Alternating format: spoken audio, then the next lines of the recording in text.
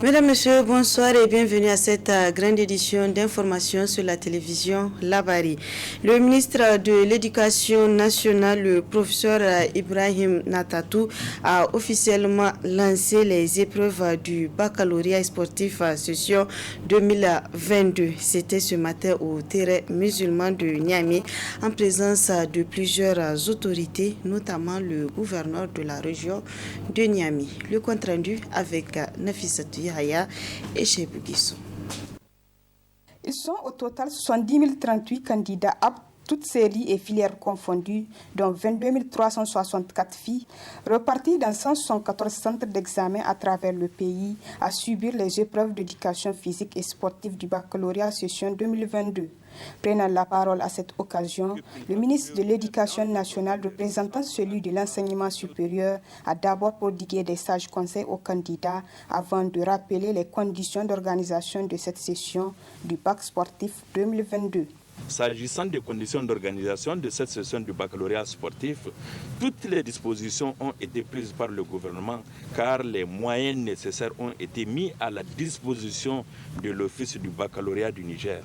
C'est le lieu de rendre un hommage mérité à l'Office du baccalauréat du Niger pour la qualité de l'organisation des deux précédentes éditions du bac sportif et pour les dispositions prises en vue du bon déroulement de la présente édition. Quant aux parents d'élèves, je voudrais leur demander d'être très attentifs à l'état d'âme de leurs enfants et de faire en sorte qu'ils aient confiance en eux-mêmes car telle est la clé de la réussite. Je voudrais ensuite m'adresser au personnel d'encadrement des candidats et aux membres du jury, tout en leur rappelant que cette année, mieux que les années passées, ils ont été sélectionnés sur la base de critères de qualité intrinsèques. Je les invite donc à un sens élevé de responsabilité et de prendre conscience de leur importance dans tout le processus afin de donner à l'organisation des examens le label de qualité qui en fera désormais une référence dans la sous-région. Je profite enfin de cette tribune pour remercier la Halcia et les forces de défense et de sécurité dont la contribution est essentielle dans la sécurisation et la crédibilisation de ces examens. Pour cette discipline qui revêt une importance capitale pour le système éducatif, l'on compte 20 741 candidats aptes répartis dans 17 centres d'examen au titre de la région de Niamey.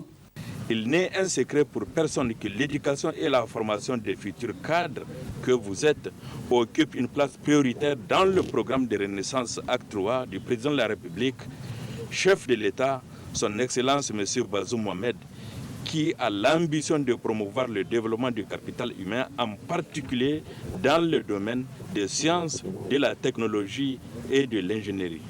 Au plan régional, Niamey compte 17 centres d'examen qui totalisent 20 741 candidats aptes, dont 7 780 filles, soit 37,5% de l'effectif total des candidats de la région.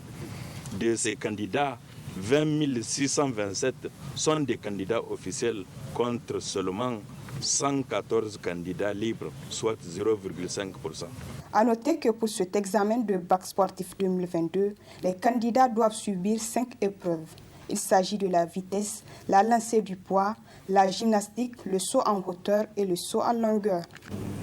Le ministre de l'Éducation nationale a également effectué ce matin une visite dans 2 magasins de matériel scolaire et à la direction régionale de l'Éducation nationale.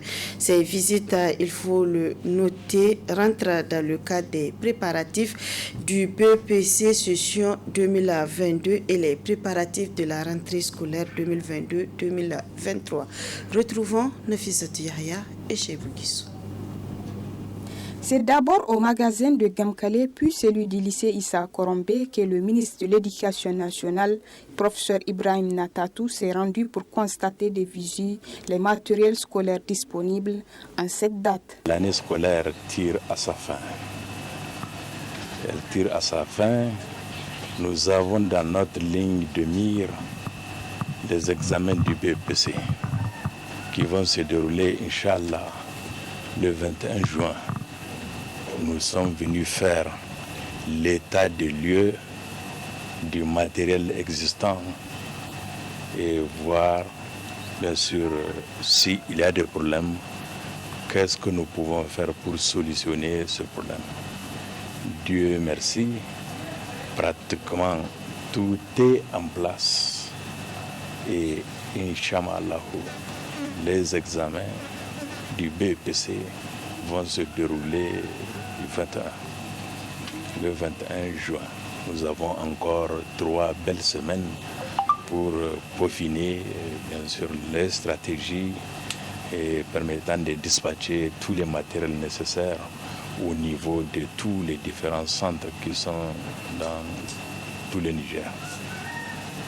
Aussi, notre visite, elle rentre dans le cadre des préparatifs de la rentrée scolaire 2022-2023. Et nous voulons couper avec les anciennes méthodes qui consistent toujours, c'est à la dernière minute qu'il faut chercher à faire les choses. Non, gérer, c'est prévoir. Satisfait de ce qu'il a retrouvé dans ces magasins, le ministre s'est également rendu à la Direction régionale de l'éducation nationale, DREN. Cette visite, faut-il le noter, à la DREN a été inopinée. Nous avons rendu visite ce matin à la Direction régionale de l'éducation nationale pour vérifier vraiment la régularité du fonctionnement de cette institution qui coiffe le système éducatif au niveau de la région de Niamey. Dieu merci, nous avons trouvé des agents vraiment en train de travailler dans des conditions très acceptables, dont vraiment on peut les féliciter par rapport à cela. Mais ne perdez pas de vue que notre visite n'a pas été programmée. Ça a été une surprise comme ça pour voir comment les gens travaillent. Donc sur ce point, on a improvisé. Pour rappel, cette visite terrain, la première du genre qu'effectue le ministre de l'Éducation nationale, rentre dans le cadre des préparatifs des examens du BEPC session 2022, puis ceux de la rentrée scolaire 2022-2023. La situation sécuritaire délétère dans la région de Tillabéri a conduit de nombreuses familles à fuir, à l'exemple des habitants de plusieurs villages du département de Torodi qui se sont déplacés pour se réfugier dans la commune de Torodi.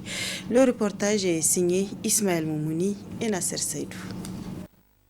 Plusieurs villages sont vidés de leur assistance humaine dans le département de Torodi à cause de l'insécurité. Ces villageois qui ont reçu des menaces de mort ont quitté Manu Militari pour venir se réfugier dans leur commune de Torodi.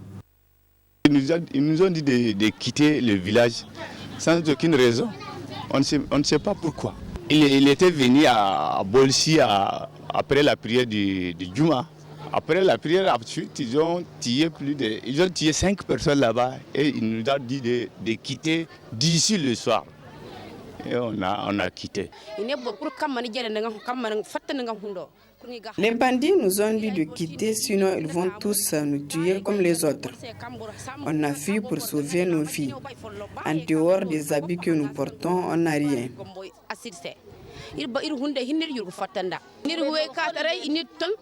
Les bandits ont saccagé les boutiques, brûlé nos greniers et emporté nos bétails.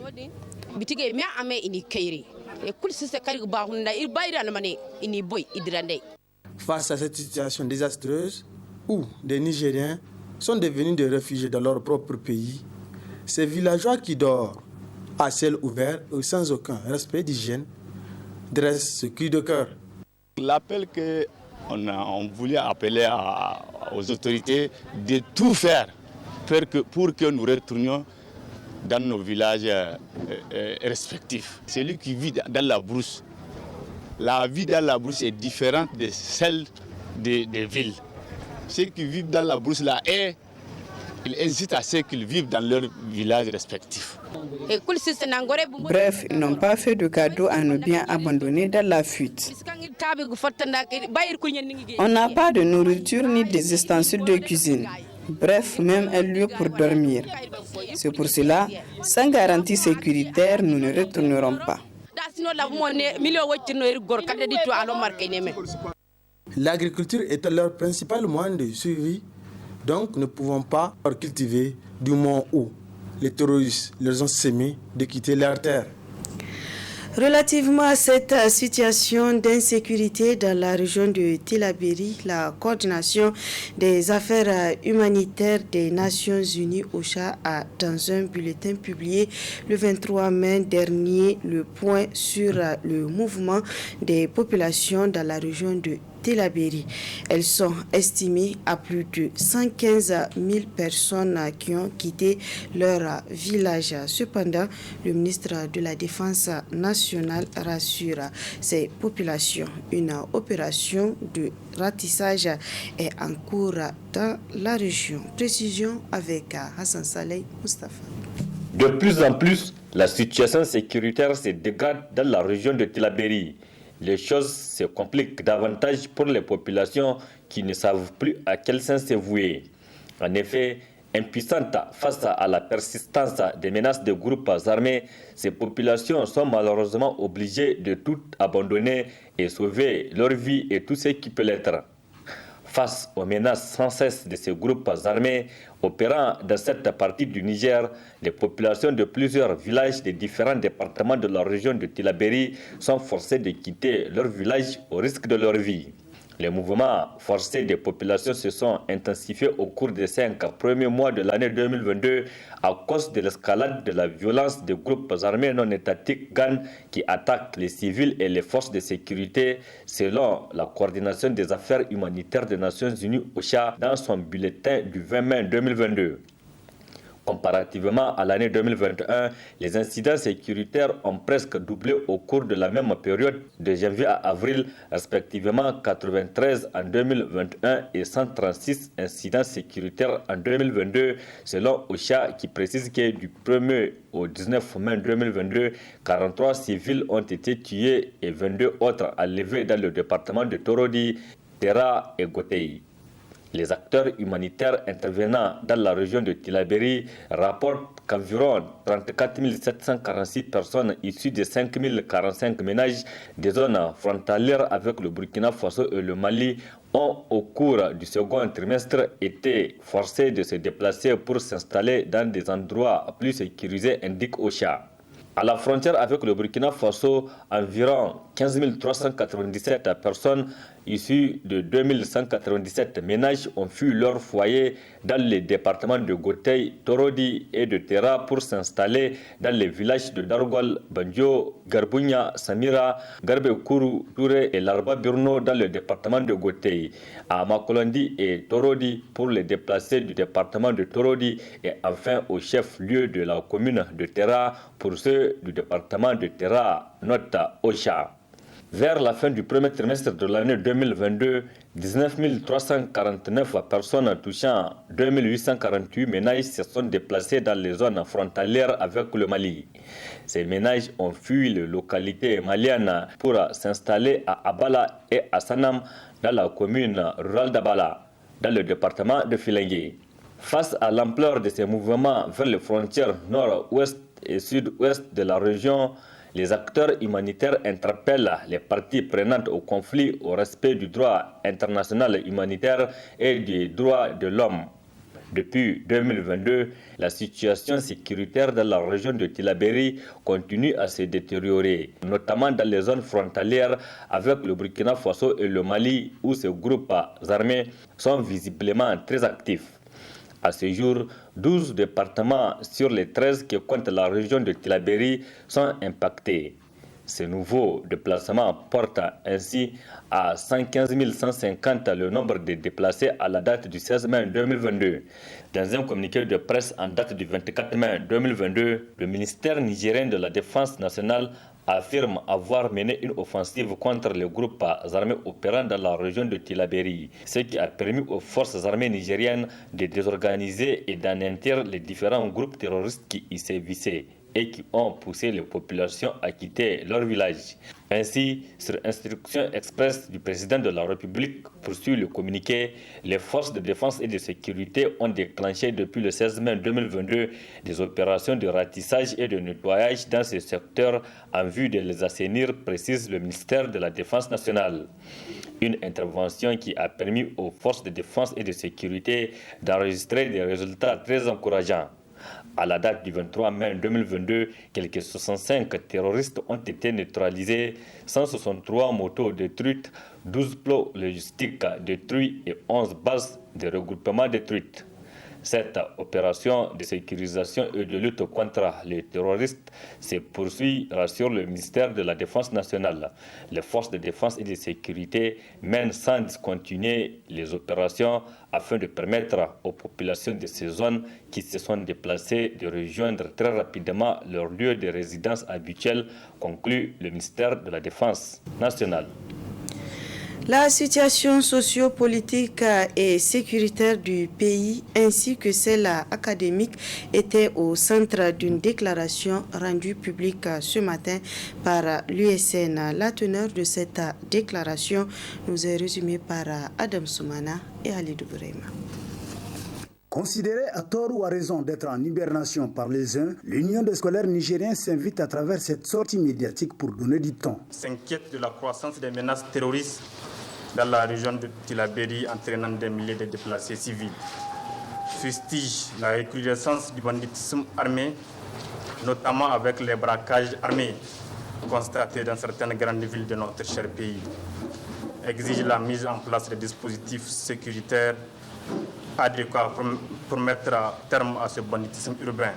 Se félicite de l'acquisition récente par l'État du Niger des moyens matériels et militaires pour renforcer la performance de nos forces de défense et de sécurité sur les théâtres des opérations. Déplore l'assassinat d'un enseignant par son élève dans une école du département de Bouza et présente ses condoléances et sa compassion à la famille de la victime et à toute la communauté syndicale éducative. Ainsi, face à toutes ces situations et celles relatives à la vie de l'ISN pour laquelle, après avoir apporté quelques éclaircissements, le comité directeur exige la bonne préparation par l'État des examens du BPC, du DAP, du BEP, du baccalauréat, du BTS d'État et de certification en santé afin de pallier à toute éventuelle fraude ou vice qui pourrait entacher la crédibilité de ces examens.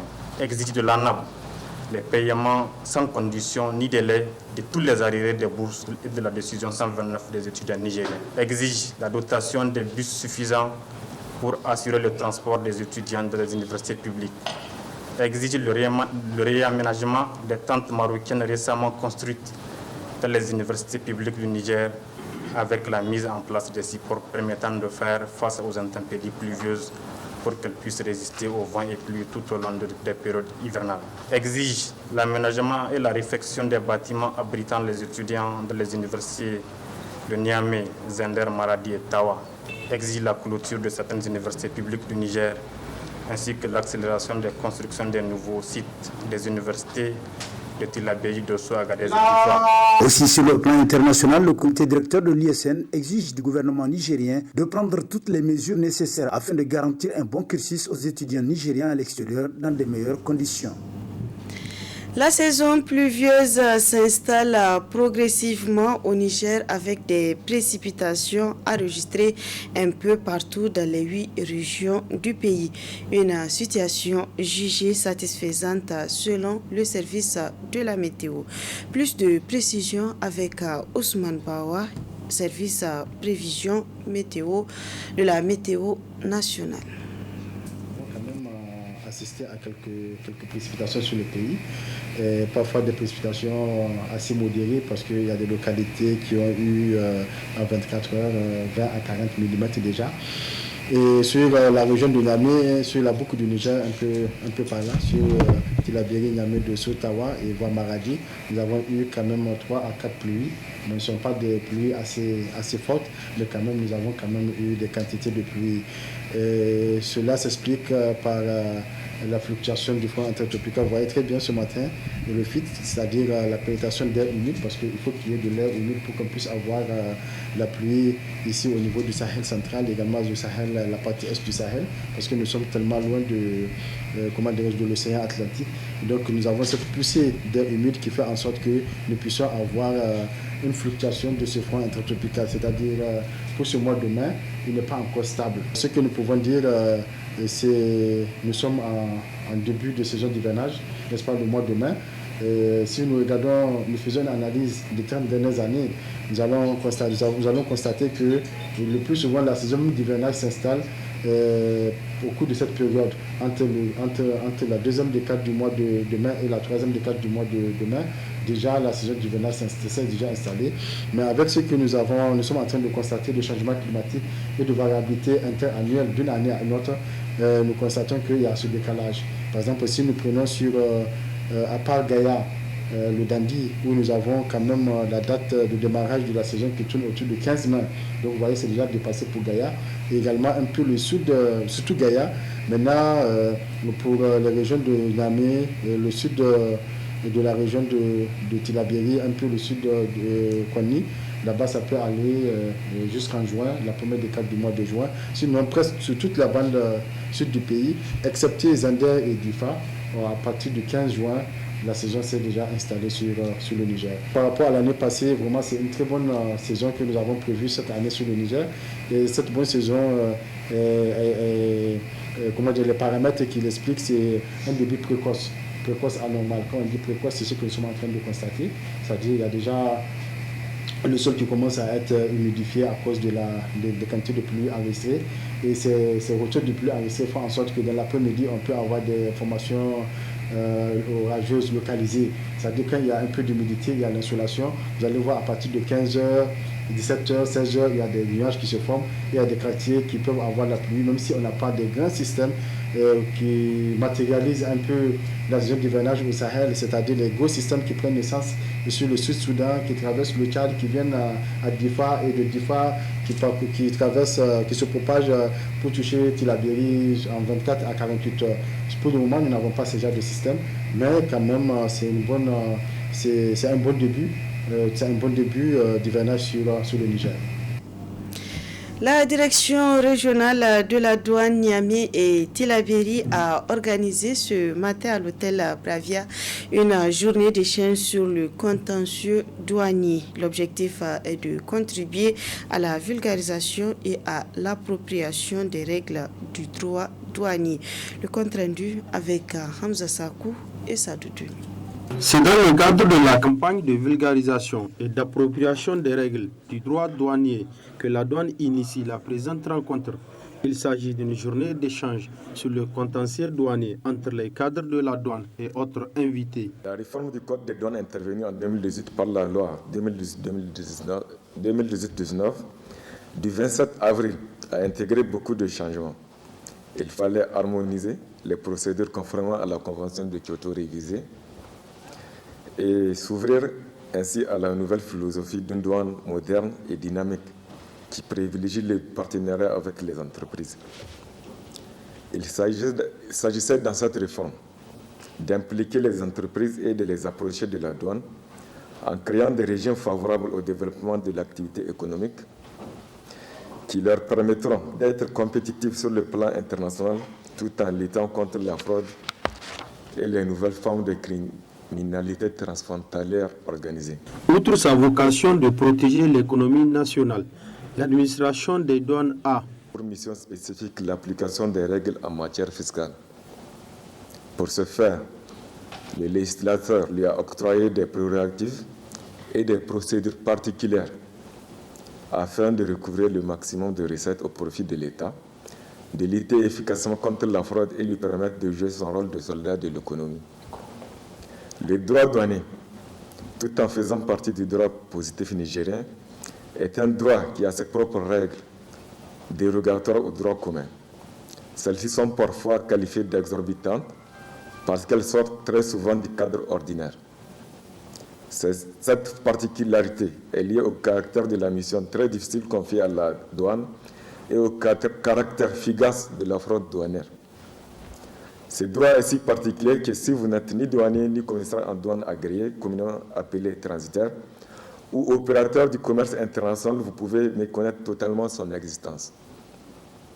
Pourtant, à l'occasion de la découverte d'une infraction douanière, l'administration des douanes et les usagers sont parfois à recourir aux juridictions compétentes du droit commun pour le règlement du litige.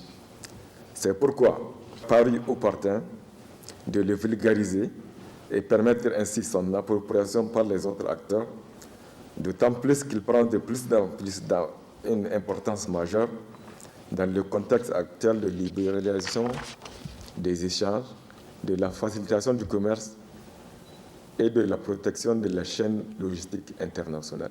À noter qu'au cours de cette journée, les discussions autour de plusieurs thématiques vont permettre aux participants de cerner les sujets d'incompréhension, d'éviter les quiproquos, mais aussi regarder ensemble dans la même direction, celle des intérêts des populations nigériennes. Lancement ce matin à l'hôtel Radisson Blu d'un programme d'innovation de la justice au Niger, suivi d'un atelier de restitution des données dénommé Enquête sur les besoins et la satisfaction en matière de justice. C'est le ministre de la Justice, Garde des Sceaux, qui a présidé la cérémonie. Le compte rendu avec Nafissatou Zakou et Ibrahim Abdou. Organisé par l'Institut de la Haye pour l'innovation du droit Hill et l'ambassade des Pays-Bas au Niger sous l'égide du ministère de la Justice, cette rencontre marque la restitution des données de l'enquête sur les besoins et la satisfaction en matière de justice suivie du lancement officiel du programme d'innovation de la justice au Niger. L'objectif est de rendre la justice accessible à tous en lien avec les objectifs de développement durable des Nations Unies.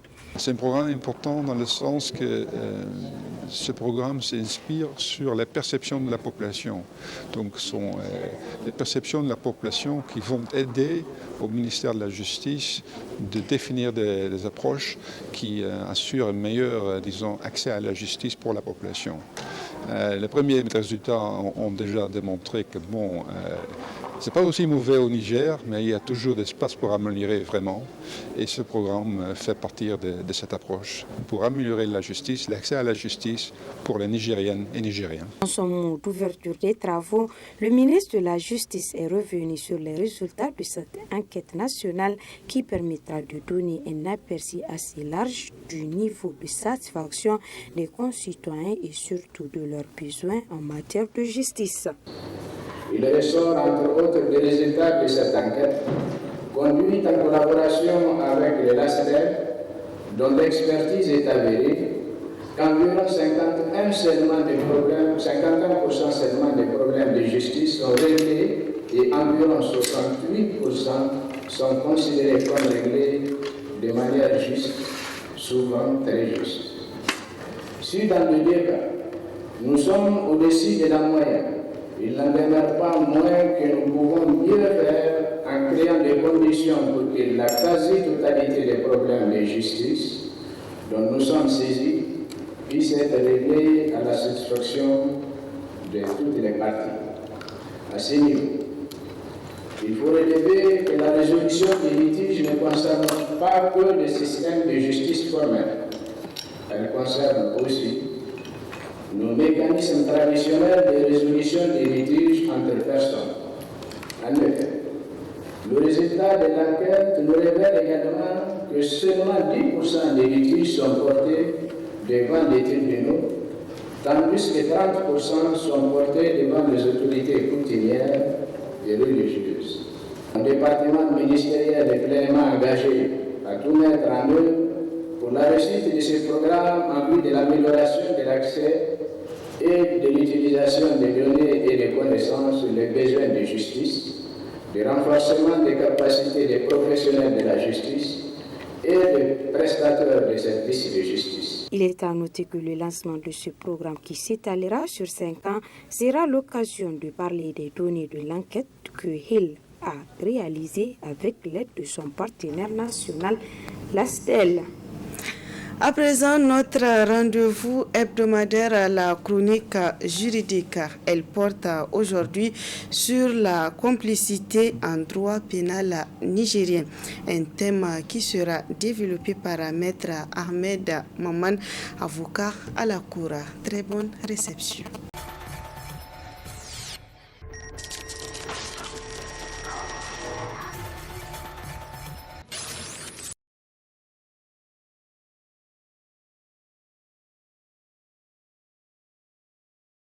Aujourd'hui, nous allons aborder la thématique sur la complicité.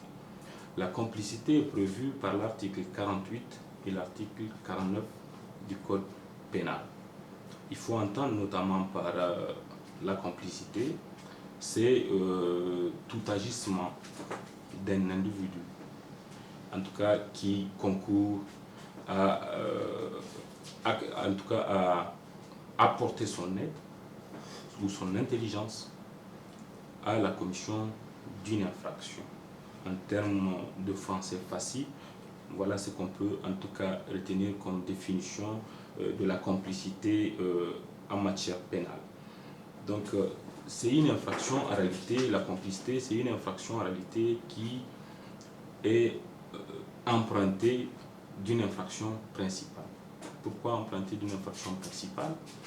Parce qu'il faut qu'il y ait une infraction commise par un auteur principal pour parler de la complicité ou d'un complice. S'il n'y a pas d'infraction principale, on ne saurait parler de complicité. Il faut que l'infraction reprochée à l'auteur principal soit caractérisée, soit en tout cas constituée pour qu'on puisse aussi établir la complicité d'un individu. Et donc c'est pourquoi en matière pénale, on appelle cette complicité une infraction d'emprunt. On suppose qu'elle est empruntée d'un fait principal. Donc la complicité a 3 éléments constitutifs, comme pratiquement toutes les infractions. Il y a l'élément légal, l'élément intentionnel et l'élément matériel. S'agissant de l'élément légal, c'est qu'elle doit être prévue par la loi. C'est la loi qui prévoit la complicité, c'est cela l'élément légal. L'élément intentionnel, c'est en tout cas apporter son concours à la commission d'une infraction avec intention, donc avec connaissance de cause.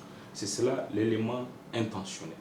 Maintenant, s'agissant de l'élément matériel, là aussi, le Code pénal, notamment à son article 48 et 49, a fait pratiquement une liste des éléments matériels qu'on peut retrouver dans la constitution d'une complicité.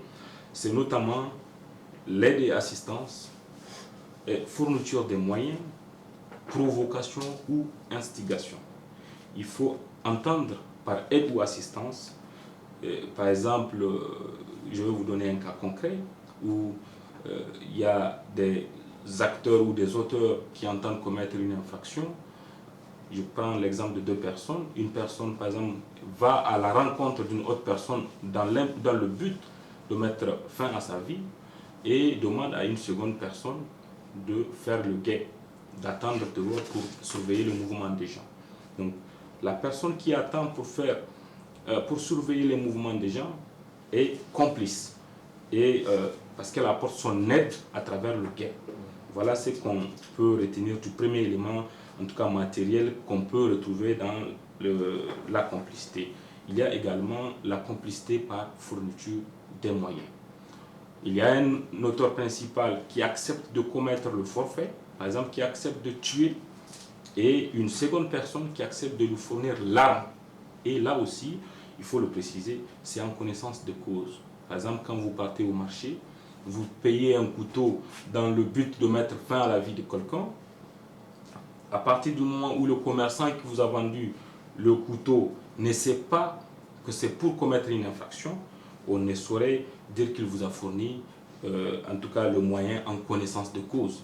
Il va falloir déterminer si le moyen qui vous a été fourni l'a été en connaissance de cause. C'est en sachant très bien que c'est pour commettre l'infraction que ce outil, ce moyen vous a été remis. C'est en ce moment qu'on peut parler d'infraction ou de complicité. En dehors de ces deux cas, notamment aide et assistance, fourniture des moyens, il y a ce qu'on appelle la provocation ou instigation de l'infraction. Parce qu'on peut être dans une situation où, soit à travers des dons, on fait des promesses, on peut menacer quelqu'un pour qu'il puisse commettre une infraction, on peut abuser de notre autorité ou de notre pouvoir pour amener une personne à commettre une infraction, on peut utiliser des machinations ou des artifices, en tout cas toute une intelligence pour amener un individu à commettre une infraction. Donc si cette personne commet l'infraction, c'est que nous, on peut être poursuivi pour complicité parce que nous avions utilisé soit notre pouvoir, soit notre intelligence, on a provoqué cette infraction, donc nous sommes complices par instigation ou par provocation. Donc voilà en gros pour ce qui est des différents éléments, en tout cas les éléments matériels de la constitution de la complicité. Autre chose peut-être à savoir, c'est la répression. Vous savez pertinemment qu'à partir du moment où c'est une infraction qui est prévue par la loi, c'est qu'elle doit aussi être réprimée quand elle est commise. Le code pénal a prévu comme répression de la complicité, la complicité est punie de la même peine que les auteurs, ou le complice est puni de la même peine que les auteurs du crime ou du délit. Que ce soit un délit qui est en cause ou un crime qui est en cause, le complice est considéré du point de vue de la peine comme l'auteur même principal qui a commis le crime ou le délit. Donc voilà pour ce qui est de la répression en matière de complicité. Maintenant, ce thème peut nous amener à aborder ce qu'on appelle la théorie de la complicité donc le complice du complice. Parce qu'on peut être complice du complice sans être lié à l'auteur principal. Par exemple, l'auteur principal qui accepte de commettre le forfait, lui est lié par celui qui fait le guet. Maintenant, celui qui fait le guet peut être lié par une autre personne à qui il demande de lui fournir le moyen, et en connaissance de cause, mais que cette personne qui doit fournir le moyen, en tout cas là, du crime, n'a aucun lien avec l'auteur principal. Cela veut dire qu'il est complice, cette personne, elle est complice de la deuxième personne qui fait le guet, et c'est en ce moment qu'on a élaboré cette théorie de complicité, de la complicité, complice du complice, et on s'est posé la question de savoir si la complicité de la complicité, le complice du complice est aussi poursuivi et réprimé. Effectivement, la jurisprudence, elle est abondante dans ce sens.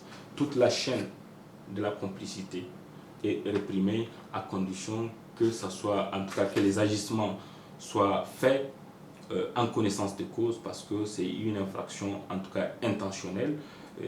On ne peut pas poursuivre quelqu'un par omission s'agissant d'une complicité. C'est une infraction active, et donc toute la chaîne de la complicité est réprimée par la loi. Donc en dehors de cette théorie à laquelle nous amène ce thème, peut-être c'est de glisser un peu sur la complicité qui est prévue par la loi portant sur les manifestations sur les voies publiques. Vous allez sans nul doute constater que dans cette loi, on parle des organisateurs de la manifestation, et donc du point de vue de la loi, on dit que ces organisateurs sont considérés comme complices des actes répréhensibles qui seraient commis pendant la manifestation. On a eu ce débat à un moment donné devant des juridictions, où les juridictions avaient comme interprétation de l'existence d'une complicité automatique, donc qui n'a rien à voir avec les éléments classiques que nous connaissons, que je viens de citer tantôt, de l'article 48 et 49 du Code pénal. Mais la Cour constitutionnelle a pratiquement recadré cette position de nos tribunaux en disant clairement qu'il n'existe pas de complicité automatique, et obligatoirement il va falloir revenir vers les moyens classiques, les éléments classiques qui sont prévus par le code pénal pour prouver. Les organisateurs par exemple de manifestations publiques, en tout cas pour une manifestation au cours de laquelle il y a eu des agissements, des actes qui ont été posés, des actes répréhensibles, ils ne sauraient être en tout cas complices sans pour autant qu'on puisse établir qu'ils ont soit fourni les moyens, qu'ils ont soit provoqué ces infractions, notamment à travers peut-être des réunions avec des gens qui ont brûlé des pneus, avec des gens qui ont fait ceci, cela. Donc finalement la Cour constitutionnelle a recadré le débat pour nous ramener encore dans le code pénal et dire que c'est toujours ces éléments qui sont appréciés, sinon on ne saurait parler de complicité automatique.